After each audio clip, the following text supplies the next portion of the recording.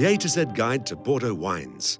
Today, the letter C as in classification, and more precisely, the classification of Saint-Emilion wines. Hello, François. Hello, Corentin. A few words about Saint-Emilion? You know the name of Saint-Emilion because of wine, but you should be aware that Saint-Emilion is a medieval village and has been listed by UNESCO since 1999 as a World Heritage Site.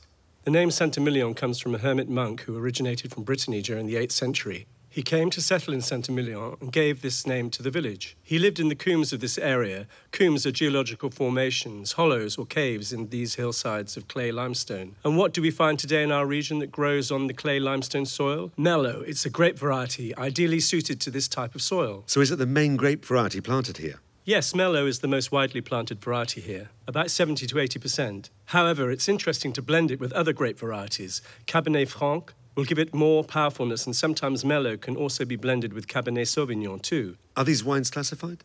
Yes, this classification dates from 1954, and the specific detail about this classification is that it's reviewed every 10 years. And this is quite a positive thing, because it creates emulation between wine growers who will always strive to remain at the very best level to maintain their classification.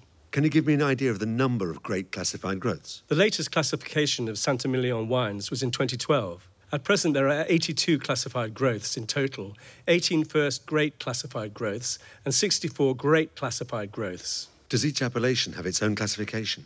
No, the best examples are Pomerol and Fronsac, which do not have a classification for their wines because the wine growers all agreed that they did not wish to have one, but this does not prevent these wines enjoying international renown. Saint-Emilion Great Growth, INAO, first great classified growth. Now you know as much about Bordeaux wines as I do.